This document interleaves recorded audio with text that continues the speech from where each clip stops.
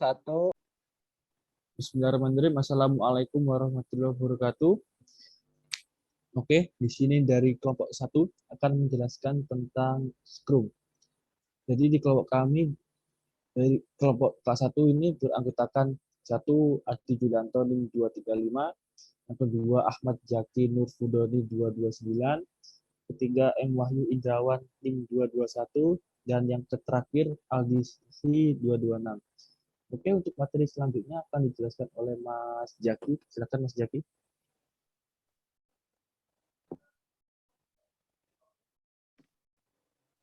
Apa itu Scrum? Scrum adalah kerangka kerja proses yang dilakukan atau digunakan untuk mengelola pengembangan produk kompleks sejak awal tahun 1990-an. Scrum bukanlah sebuah proses teknik ataupun metodologi, akan tetapi Scrum adalah sebuah kerangka kerja di mana Anda dapat menggunakan bermacam proses dan teknik di dalamnya. Next. Sejarah Scrum. Scrum diperkenalkan pertama kali pada tahun 1986 oleh Hirotaka Takeuchi dan Ikujiro Nonaka dalam sebuah artikel di The Harvard Business Review yang berjudul The New Product Development Game. Selanjutnya dikembangkan oleh Weber and Biddle.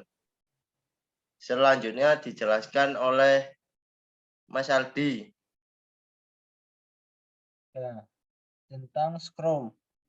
Kerangka kerja sederhana untuk mengembangkan produk dan proyek perangkat lunak. Scrum sebagai metodologi pengembangan karena metodologi klasik waterfall dirasa gagal atau kurang. Yang ketiga, Scrum adalah kerangka kerja ringan yang membantu orang, tim, dan organisasi menghasilkan nilai melalui solusi adaptif untuk masalah kompleks. Cara kerja Scrum seperti ini.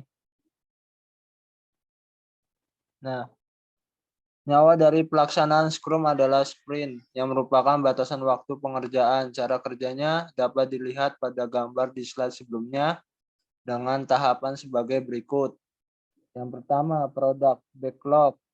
Product backlog berisi daftar permintaan, perubahan, dan fitur-fitur dari user yang akan dikerjakan.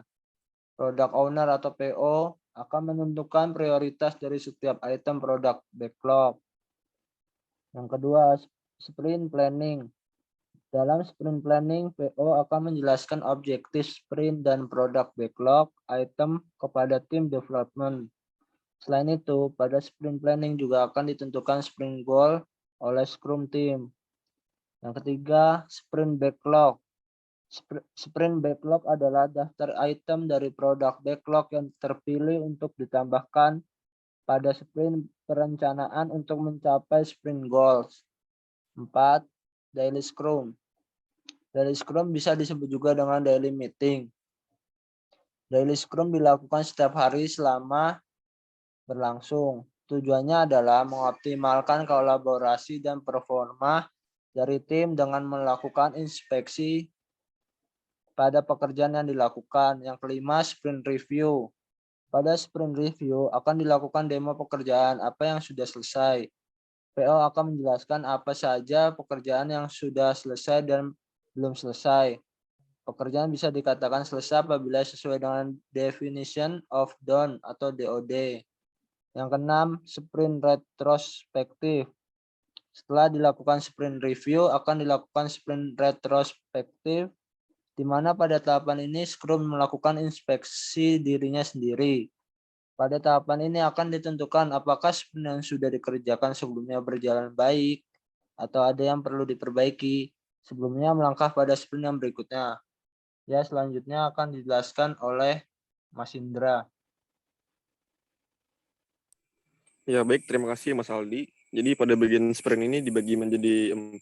Untuk yang pertama, sprint ini disarankan harus memiliki durasi konstan. Lalu yang kedua, sprint memiliki batasan waktu dengan durasi 1 bulan atau 1 sampai 4 minggu. Lalu sprint yang pada bagian yang ketiga tidak boleh ada perubahan yang sangat dapat mengancam sprint goal atau sampai sprint selesai. Lalu yang keempat, produk dikembangkan dari analisis sampai testing selama sprint. Lanjut. Jadi peran-peran dalam Scrum, tim Scrum terdiri dari peran-peran yang bekerja sebagai satu kesatuan selama proses pengembangan produk. Peran-peran ini tidak ada hubungannya dengan jabatan di dalam struktur organisasi. Berikut peran-peran dalam Scrum. Terdiri dari satu, product owner, kedua, Scrum Master, yang ketiga, tim pengembang atau development team. Seperti itu. Silakan Mas Adijul. Oke, dalam kegiatan Scrum kali ini terdapat 3 bagian. Yang pertama adalah ulasan sprint atau sprint review. Yang kedua adalah rapat harian atau daily Scrum meeting. Yang ketiga adalah sprint retrospektif. Terus next, Mas.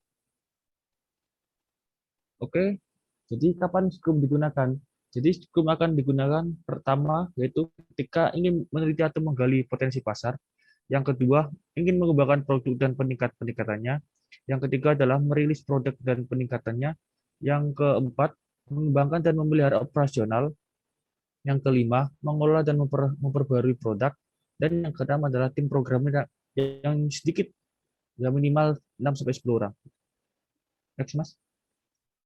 Oke, dalam kelebihan Scrum antara lain, keperluan berubah dengan cepat.